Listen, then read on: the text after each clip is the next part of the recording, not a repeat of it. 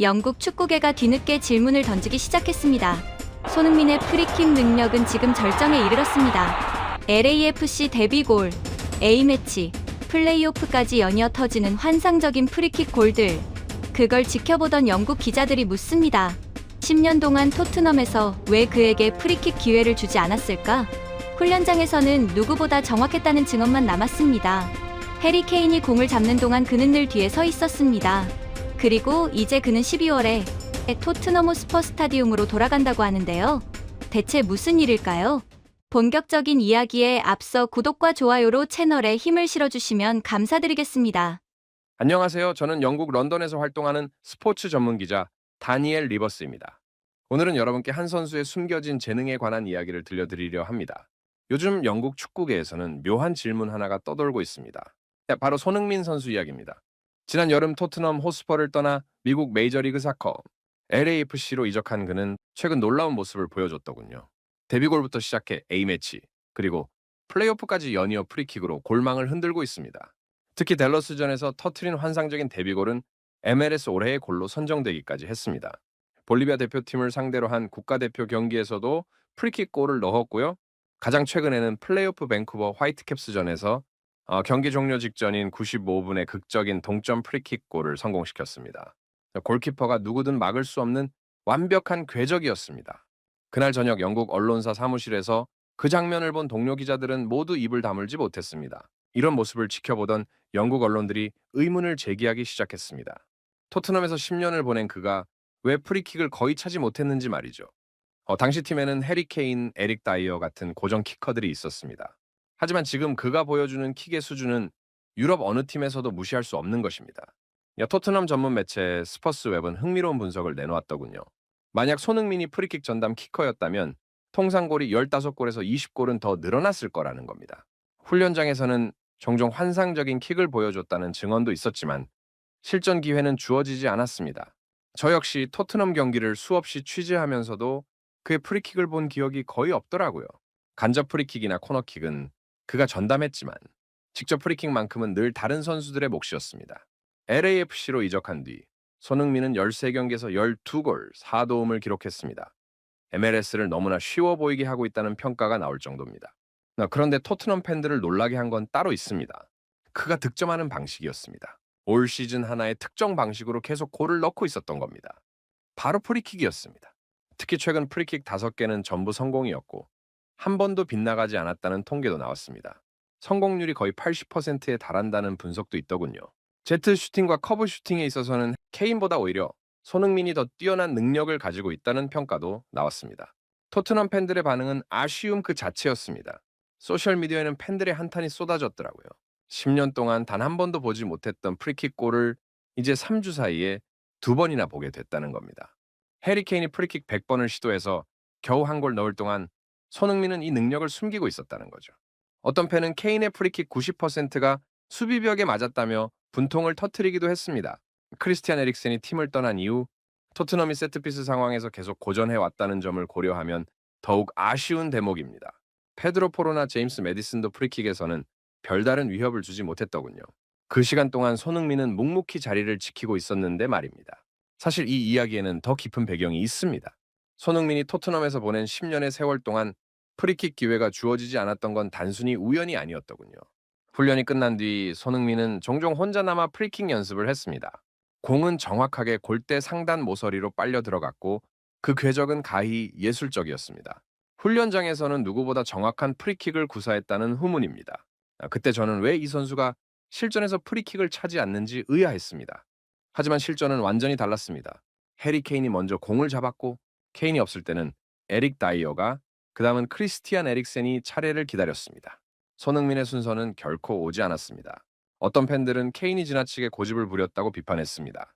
성공률이 형편없었으니까요. 그의 프리킥 대부분은 수비벽에 막히거나 골대를 크게 벗어났습니다. 그럼에도 케인은 공을 놓지 않았습니다. 토트넘 팬 커뮤니티에서는 이미 몇 년 전부터 이 문제가 거론됐었습니다. 왜 손흥민에게 기회를 주지 않느냐는 질문이 끊이지 않았더군요. 특히 에릭센이 인터 밀란으로 떠난 뒤에는 더욱 그랬습니다. 페드로 포로와 제임스 매디슨이 프리킥을 맡았지만 1000개 중 하나 넣을까 말까 한 수준이었습니다. 세트피스에서 득점이 절실했던 토트넘으로서는 치명적인 약점이었습니다. 문제는 단순히 실력만이 아니었습니다. 팀 내 위계 질서와 분위기도 한몫했더라고요. 손흥민은 워낙 겸손한 성격이라 먼저 나서지 않았습니다.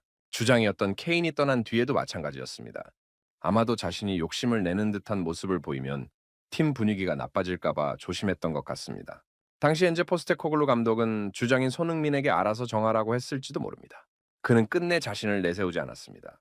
제가 만난 한 토트넘 분석가는 흥미로운 이야기를 들려줬습니다. 손흥민의 프리킥 데이터를 분석해봤더니 왼쪽에서 오른쪽으로 휘어 들어가는 커브 슛이 그야말로 환상적이었다고 하더군요. 하지만 그 데이터는 경기장에서 활용되지 못했습니다. 10년이라는 긴 세월 동안 말입니다. 데이터는 있었지만 기회는 없었습니다. 더 안타까운 건 손흥민이 간접 프리킥과 코너킥에서는 늘 전담 키커였다는 사실입니다. 그의 정확한 크로스와 킥 능력을 팀도 인정했던 겁니다. 하지만 직접 프리킥만큼은 예외였습니다. 이 모순적인 상황을 지켜보며 많은 기자들과 팬들이 고개를 갸우뚱했습니다. 저는 한 경기에서 이런 장면을 목격한 적이 있습니다. 프리킥 찬스가 생겼을 때 손흥민이 공 앞에 섰다가 케인의 눈빛을 보고 슬며시 물러나는 모습이었습니다. 팀의 위계 질서를 존중하는 그의 성품이 드러나는 순간이었지만 한편으로는 안타까웠습니다. 국가대표팀에서는 상황이 조금 달랐습니다. 가끔씩 프리킥 기회를 얻었고 그때마다 괜찮은 성과를 냈습니다. 하지만 토트넘에서는 그런 기회 자체가 주어지지 않았습니다. 이제 와서 돌아보면 참으로 아까운 시간이었습니다. 그 10년이 만약 달랐더라면 그의 통산 기록도 지금과는 완전히 다른 모습이었을 겁니다. 이런 아쉬움에도 불구하고 손흥민이 토트넘을 바라보는 시선은 여전히 따뜻합니다. 프리킥 기회를 얻지 못했던 섭섭함보다 10년간 함께한 추억이 훨씬 크다는 걸 그는 잘 알고 있습니다. 지난 여름 LAFC로 이적이 확정됐을 때 손흥민이 가장 먼저 한 말이 기억납니다. 토트넘 호스퍼 스타디움에서 팬들에게 제대로 된 작별 인사를 하고 싶다는 것이었습니다. 제가 그를 인터뷰했을 때도 같은 이야기를 했더라고요. 그의 목소리에는 진심이 담겨 있었습니다. 사실 그가 토트넘을 떠날 때 상황은 다소 황급했습니다. LAFC와의 계약이 급하게 진행됐고 시즌 준비 일정도 빠듯했습니다. 그래서 제대로 된 송별식 같은 건 열리지 못했습니다. 팬들과의 마지막 만남은 공식 경기장이 아닌 한국에서였습니다. 서울에서 열린 뉴카슬과의 프리시즌 경기가 토트넘 유니폼을 입은 그의 마지막 모습이었습니다. 그 경기를 취재하러 갔던 동료 기자가 제게 말했습니다. 경기 후 손흥민의 표정이 어딘가 아쉬워 보였다고요. 토트넘 호스퍼 스타디움의 6만 2천 명 팬들 앞에서가 아닌 다른 곳에서 마지막을 맞이해야 한다는 게 못내 서운했을 겁니다. 10년을 함께한 곳에서의 이별은 그렇게 조용히 지나갔습니다. 하지만 손흥민이 토트넘에 바라는 건 단순히 팬들과의 작별만이 아니었습니다. 그는 함께 고생한 스태프들에게도 감사를 전하고 싶어 했습니다. 호스퍼 웨이 훈련장에서 일하는 셰프들, 그라운드키퍼, 물리치료사, 분석가들까지 말입니다. 10년 동안 그를 뒷받침해준 이름 없는 영웅들에게 직접 인사를 건네고 싶다고 했습니다. 한 물리치료사는 손흥민에 대해 이렇게 말했습니다. 항상 고맙다는 인사를 잊지 않는 선수였다고요. 아침 6시에 일찍 나와 치료를 받을 때도 밤 늦게까지 남아 재활 훈련을 할 때도 늘 감사의 말을 했다는 겁니다. 그런 그가 떠나면서 제대로 인사를 못했다는 게 스태프들에게도 아쉬움으로 남았습니다. 토트넘은 손흥민에게 단순히 직장이 아니었습니다. 20대 초반에 도착해 30대 초반까지 보낸 곳, 청년에서 베테랑이 되기까지의 모든 순간이 담긴 곳이었습니다. 10년의 세월이 만든 숫자 뒤에는 그가 흘린 땀과 눈물이 있었습니다. 프리미어리그 득점왕 트로피도 유로파리그 우승컵도 모두 이곳에서 얻은 것들이었습니다. 그래서 그는 이 팀을 떠났어도 끝내 토트넘을 잊지 못합니다. LAFC 입단 기자회견에서도 인터뷰에서도 토트넘 이야기를 할 때면 목소리가 부드러워졌습니다. 새로운 도전을 시작했지만 북런던에 남겨둔 기억들을 결코 잊을 수 없다고 했습니다. 그 말에는 진심이 담겨 있었습니다. 그리고 마침내 그의 바람이 현실이 됩니다. 토트넘이 움직이기 시작한 겁니다. 지난주 토트넘 전문 매체 토트넘 뉴스와 스퍼스 웹을 통해 흥미로운 소식이 전해졌습니다. 토트넘이 12월 홈 경기 중 한 경기에 손흥민을 공식 초청할 계획이라는 것이었습니다. 제가 구단 관계자에게 확인해 본 결과 이 소식은 사실이었습니다. 북런던을 떠난 지 넉 달 만에 레전드가 돌아오는 겁니다. 가장 유력한 날짜는 12월 20일로 꼽힙니다. 리버풀과의 프리미어리그 홈 경기입니다. 토트넘은 이날 경기 전 행사와 하프타임 헌정식을 계획하고 있더군요. 단순히 영상 하나 틀어주고 박수로 끝나는 그런 형식적인 행사가 아닙니다. 손흥민의 10년을 제대로 기념하기 위한 특별한 자리를 준비하고 있다고 했습니다. 구단은 특별 선물도 준비 중입니다. 구체적으로 어떤 선물인지는 아직 공개되지 않았지만 그가 남긴 족적을 담은 의미 있는 것이 될 거라고 하더라고요. 454 경기 출전, 173골, 100일 도움이라는 기록뿐만 아니라 그가 팀과 팬들에게 준 감동까지 담아낼 수 있는 선물 말입니다. 토트넘 뉴스의 보도에 따르면 손흥민은 경기장만 찾는 게 아닙니다. 호스퍼 웨이 훈련장도 개인적으로 방문할 예정입니다. 그곳에서 10년을 함께한 직원들과 일일이 인사를 나누겠다는 겁니다. 이 계획을 처음 들었을 때 저는 손흥민다운 생각이라고 느꼈습니다. 화려한 무대 위에서의 박수갈채도 중요하지만 그는 무대 뒤에서 자신을 도운 사람들을 더 소중하게 여기는 선수니까요. 10년 동안 함께 일한 사람들 하나하나에게 직접 고맙다는 말을 건네고 싶어 하는 그의 마음이 느껴졌습니다. 풋볼 아시아는 이번 재회가 손흥민에게 매우 깊은 개인적 의미를 지닐 것이라고 분석했습니다. 저도 같은 생각입니다. 지난 여름 한국에서 프리시즌 경기로 허전하게 끝났던 이별에 마침표를 찍는 자리가 될 겁니다. 팬들도 선수도 구단도 모두가 원했던 제대로 된 작별의 시간입니다. 토트넘 팬들의 반응은 벌써 뜨겁습니다. 소셜미디어에는 벌써부터 그날을 기다린다는 글들이 쏟아지고 있습니다. 어떤 팬은 12월 20일 리버풀전 티켓을 구하기 위해 벌써부터 준비 중이라고 하더군요. 62,000석 규모의 토트넘 호스퍼 스타디움이 손흥민을 위한 함성으로 가득 찰 날이 머지않았습니다. 제가 토트넘 팬 포럼을 살펴봤을 때 가장 많이 보였던 댓글이 기억납니다. 마침내 제대로 된 작별을 할 수 있게 됐다는 내용이었습니다. 그만큼 팬들도 지난 여름의 허전한 이별을 아쉬워했던 겁니다. 이번 행사는 그 감정의 빚을 갚는 자리가 될 것입니다. 사실 토트넘으로서도 이 행사가 필요합니다. 팬들은 손흥민이 경기장의 모습을 드러내면 그를 더욱 그리워하게 될 거라는 분석도 나옵니다. 하지만 그것조차 의미 있는 일입니다. 위대한 선수를 제대로 보내주는 것. 그것이 명문구단의 품격이니까요. 왜 이런 자리가 꼭 필요한 걸까요? 이미 떠난 선수를 다시 불러 작별 인사를 나누는 것이 그토록 중요한 이유는 무엇일까요? 답은 간단합니다. 손흥민의 마지막 토트넘 경기는 토트넘 호스퍼 스타디움이 아니었기 때문입니다. 서울에서 열린 뉴캐슬과의 프리시즌 친선 경기였습니다. 물론 고급 팬들 앞에서 경기한 것은 의미 있는 일이었지만 그곳은 10년을 함께한 홈이 아니었습니다. 62,000명의 토트넘 팬들이 가득 메운 그 특별한 공간이 아니었습니다. 제가 그 서울 경기를 취재했던 동료에게 들은 이야기가 있습니다. 경기가 끝난 뒤 손흥민이 관중석을 향해 손을 흔들 때 표정이 묘했다고 합니다. 웃고 있었지만 어딘가 아쉬움이 묻어났다고요. 당연합니다. 이건 진짜 작별이 아니었으니까요. 헌정식도 특별한 세레모니도 동료들과의 마지막 포옹도 없었습니다. 그저 프리시즌 친선 경기 한 경기가 끝났을 뿐이었습니다. 축구에서 작별은 단순한 형식이 아닙니다. 감정의 매듭을 짓는 중요한 의식입니다. 특히 10년이라는 긴 시간을 한 팀에서 보낸 선수에게는 더욱 그렇습니다. 손흥민은 23살에 토트넘에 왔고 33살에 떠났습니다. 청년의 패기로 시작해 베테랑의 여유로 마무리한 10년이었습니다. 토트넘 역사를 돌아보면 레전드들의 작별은 언제나 특별했습니다. 레드리 킹은 은퇴 경기에서 팬들의 기립박수를 받았고 해리케인조차 바이에른 뮌헨으로 떠나기 전 팬들과 제대로 된 인사를 나눴습니다. 하지만 손흥민에게는 그런 기회가 없었습니다. 이적 타이밍이 급박했고 여름 프리시즌 일정이 빠듯했기 때문입니다. 팬들에게도 이 작별은 필요합니다. 10년 동안 매주 주말이면 7번 유니폼을 입고 뛰는 그를 봤습니다. 환상적인 골을 넣을 때마다 함께 환호했고 부상으로 쓰러질 때마다 함께 안타까워했습니다. 278경기를 홈에서 함께했습니다. 그런데 작별 인사 한마디 없이 그가 사라졌습니다. 감정적으로 미완성인 이야기였습니다. 더구나 손흥민이 떠난 뒤 토트넘의 상황은 녹록지 않습니다. 왼쪽 공격수 자리는 여전히 공백으로 남아 있습니다. 윌슨 오도베르가 최근 괜찮은 모습을 보이고 있지만 손흥민이라는 이름이 주는 무게감을 채우기에는 역부족입니다. 토트넘 뉴스는 이렇게 분석했습니다. 토트넘은 여전히 손흥민을 그리워하고 있다고요.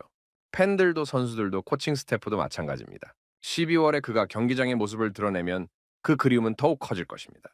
하지만 그것이 바로 고별식의 의미입니다. 함께했던 시간을 제대로 기억하고 감사하고 그리고 보내주는 것입니다. 제가 취재하면서 만난 한 토트넘 팬은 이렇게 말했습니다. 12월 그날은 울 것 같다고요. 기쁨의 눈물인지 슬픔의 눈물인지는 모르겠지만 감정을 참을 수 없을 거라고 했습니다. 10년을 함께한 선수에게 제대로 고맙다는 말을 할 수 있다는 것만으로도 충분히 의미 있다고 하더군요. 이번 행사는 단순히 과거를 돌아보는 자리가 아닙니다. 손흥민과 토트넘, 그리고 팬들 모두에게 완결된 이야기를 선물하는 자리입니다. 10년의 여정에 마침표를 찍고 각자의 길을 응원하며 나아가는 출발점입니다. 그래서 이 고별식은 반드시 필요합니다. 10년이라는 시간이 남긴 흔적은 숫자로 증명됩니다. 하지만 그 숫자 뒤에는 사람들과의 관계가 있습니다. 손흥민이 토트넘에 남긴 기록은 가히 놀랍습니다. 프리미어리그 아시아 선수 최초 득점왕 트로피도 그의 것이었습니다. 2021대 2022 시즌 그는 23골을 넣으며 해리 케인과 공동 득점왕에 올랐습니다. 페널티킥 없이 순수 오픈 플레이 골만으로 이룬 쾌거였습니다. 지난 시즌에는 유로파리그 우승컵을 들어올렸습니다. 10년을 기다린 첫 메이저 트로피였습니다. 맨 오브 더 매치도 수없이 받았고 시즌 베스트 11에도 여러 차례 이름을 올렸습니다. 하지만 제가 보기에 가장 인상적인 건 따로 있었습니다. 10년 동안 단 한 번도 팀 동료나 스태프와 불화를 빚은 적이 없다는 사실입니다. 토트넘 스퍼스 웹은 흥미로운 점을 짚었습니다. 토트넘 훈련장 관계자의 말이었습니다. 손흥민은 매일 아침 훈련장에 도착하면 경비원부터 시작해 청소 담당자, 장비 담당자 모두에게 인사를 건넸다고 합니다. 이름을 하나하나 기억하고 불렀다고 하더군요. 크리스마스 때는 스태프들에게 직접 선물을 준비하기도 했습니다. 10년 동안 한 번도 거르지 않았다고 합니다. 그라운드 키퍼들도 그를 기억합니다. 훈련이 끝난 뒤 혼자 남아 추가 연습을 할 때 본인이 사용한 공과 마커를 직접 정리했다고 합니다. 프리미어리그 톱스타가 그럴 필요는 없었지만 그는 늘 그렇게 했습니다. 작은 것 하나도 당연하게 여기지 않았습니다. 한 분석관은 손흥민이 경기 영상 분석실에 가장 자주 들르는 선수였다고 말했습니다. 본인의 플레이를 복귀하는 것은 물론 다음 상대팀의 약점까지 꼼꼼히 체크했다고 하더군요. 30을 넘긴 나이에도 배움에 대한 열정이 식지 않았습니다. 그것이 그가 10년 내내 최정상급 퍼포먼스를 유지할 수 있었던 비결이었을 겁니다. 하지만 그가 떠난 뒤 토트넘에 남은 건 공백이었습니다. 올 시즌 왼쪽 공격 라인은 여전히 빈자리로 느껴집니다. 윌슨 오도베르가 최근 몇 주 동안 양호한 모습을 보였지만 베테랑의 경험과 리더십까지 채우기에는 역부족입니다. 경기 막판 결정적인 순간에 공을 맡길 수 있는 선수가 없다는 게 가장 큰 문제입니다. 토트넘 뉴스는 구단이 여전히 손흥민을 그리워한다고 전했습니다. 숫자로도 증명됩니다. 올 시즌 프리미어리그에서 20골밖에 넣지 못했고 빅찬스 창출도 20개로 8번째로 적은 기록입니다. 창의성과 골 결정력 모두 떨어졌습니다. 손흥민이 있었다면 달랐을 상황들이 많았습니다. 팬들의 말이 빈말이 아닌 이유가 여기 있습니다. 그를 여전히 그리워한다는 말입니다. 12월 토트넘 호스퍼 스타디움에 그가 모습을 드러내면 이 그리움은 더욱 선명해질 겁니다. 하지만 그것이 바로 위대한 선수가 남기는 유산입니다. 숫자로 남는 기록과 사람들 마음에 남는 기억입니다. 숫자와 공백 이야기를 하다 보니 다시 프리킥 이야기를 안 할 수가 없네요. 만약 토트넘 시절 그에게 기회가 주어졌다면 과연 어땠을까요? LAFC 이적 후 손흥민이 넣은 3골의 프리킥은 각각 특별한 의미를 담고 있습니다. 첫 번째는 FC 댈러스전 데뷔골이었습니다. LAFC 유니폼을 입고 처음 넣은 골이 프리킥이었다는 것 자체가 상징적입니다. 왼쪽에서 오른쪽으로 휘어 들어가는 완벽한 궤적이었습니다. 골키퍼는 손도 쓰지 못했습니다. 이 골은 MLS 올해 골 후보 3개 중 하나로 선정됐고 결국 수상까지 했습니다. 두 번째는 대한민국 대표팀 유니폼을 입고 넣은 골이었습니다. 볼리비아를 상대로 한 경기에서 프리킥 기회를 얻었고 망설임 없이 골대 구석을 겨냥했습니다. 공은 정확히 그가 원하는 곳으로 빨려 들어갔습니다. 국가대표팀에서는 가끔 프리킥을 차곤 했지만 이번 골은 유독 인상적이었습니다. 마치 LAFC에서의 자신감이 국가대표팀까지 이어진 것처럼 보였습니다. 세 번째가 가장 극적이었습니다. 밴쿠버 화이트캡스와의 플레이오프 경기 종료 직전 95분이었습니다. LAFC는 0대2로 뒤지고 있었습니다. 손흥민이 먼저 한 골을 넣어 1대2로 따라붙었지만 여전히 한 골이 부족했습니다. 그때 얻은 프리킥 찬스였습니다. 저는 그날 생중계로 그 장면을 봤습니다. 손흥민이 공 앞에 섰을 때 주변이 조용해졌습니다. 그의 눈빛에는 확신이 담겨 있었습니다. 도움닫기 그리고 임팩트. 공은 환상적인 곡선을 그리며 골대 상단 구석으로 파고들었습니다. 2대2 동점이었습니다. 경기장은 순식간에 열광의 도가니가 됐습니다. 비록 그 경기는 승부차기 끝에 밴쿠버에게 패했지만 손흥민의 2골, 특히 그 프리킥 골은 오래도록 기억될 장면이었습니다. 밴쿠버 선수들과 팬들에게는 악몽 같은 기억이었을 겁니다. 95분 극적인 동점골을 허용한다는 건 심리적으로 엄청난 타격이니까요. 통계는 더욱 놀랍습니다. 최근 손흥민이 찬 프리킥 5개는 전부 성공이었습니다. 한 번도 빗나가지 않았습니다. 많은 팬들이 말합니다. 토트넘 시절에도 프리킥을 찼다면 그의 통산골은 지금보다 훨씬 많았을 거라고요. 10년 동안 최소 10골에서 20골은 더 넣을 수 있었을 거라는 계산입니다. 토트넘 전문 매체 스퍼스 웹의 분석과 일치하는 숫자입니다. 173골이 아니라 183골. 어쩌면 193골까지 가능했을지 모릅니다. 하지만 저는 이 늦은 조명이 꼭 나쁘기만 한 건 아니라고 봅니다. 33살의 나이에 새로운 재능을 발견하고 증명해 보인다는 것, 그것 자체가 그의 성장과 진화를 보여주는 증거니까요. 토트넘에서 10년을 보내며 쌓은 경험과 기술이 LAFC에서 완전히 새로운 형태로 꽃피운 겁니다. 프리킥은 단순히 기술만으로 되는 게 아닙니다. 정신력과 집중력, 그리고 자신감이 필요합니다. 손흥민은 이제 그 모든 걸 갖췄습니다. 그리고 마침내 기회를 얻었습니다. 비록 늦었지만 세상은 이제 그의 진짜 프리킥 실력을 알게 됐습니다. 프리킥으로 다시 조명받은 손흥민이지만 그의 2025 시즌은 아쉽게 막을 내렸습니다. 밴쿠버 화이트캡스와의 플레이오프 준결승, 그 극적인 경기가 LAFC의 마지막이었습니다. 0대 2로 뒤진 상황에서 손흥민이 두 골을 넣어 2대 2 동점을 만들었지만 승부차기에서 패했습니다. 손흥민을 포함한 LAFC 키커들이 잇따라 실축했고 결국 밴쿠버가 결승으로 올라갔습니다. 시즌의 끝은 씁쓸했습니다. 이 경기는 스티브 체른돌로 감독의 마지막 경기이기도 했습니다. 그는 이미 시즌 전에 LAFC와의 결별을 예고했었습니다. 우승 없이 떠나게 된 그는 아쉬움을 감추지 못했지만 고개를 꼿꼿이 들고 팀을 떠났습니다. 로스앤젤레스 타임스는 그의 퇴임에 대해 LAFC에서 보낸 4년의 세월은 돌이켜보면 자랑스러운 것이 정말 많다는 그의 말을 전했습니다. 반면 손흥민의 마무리는 달랐습니다. 경기 후 인터뷰에서 그는 이렇게 말했습니다. 축구는 가끔 이렇게 미칠 때가 있습니다. 그래서 우리가 축구를 사랑하는 것이죠. 다음 시즌에 보겠습니다. 패배의 충격 속에서도 그는 벌써 다음을 바라보고 있었습니다.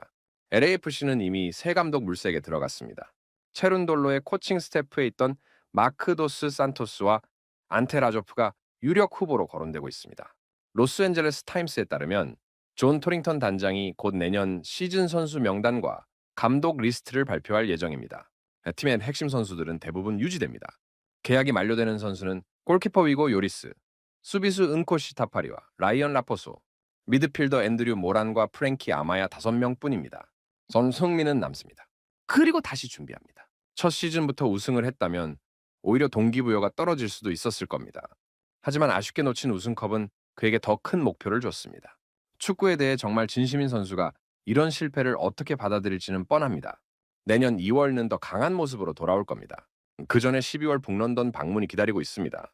토트넘 호스퍼 스타디움에서의 고별식, 호스퍼 웨이 스태프들과의 만남, 팬들과의 재회, 이 모든 순간은 손흥민에게 과거를 정리하는 시간이 될 겁니다. 하지만 저는 이 고별식이 단순히 과거를 돌아보는 자리만은 아니라고 봅니다. 더 나은 미래로 나아가기 위한 하나의 의식이기도 합니다. 과거와 화해하고 현재를 받아들이고 미래를 준비하는 과정입니다. 토트넘 시절의 아쉬움도 LAFC 첫 시즌의 실패도 모두 그를 더 강하게 만드는 자양분이 될 겁니다.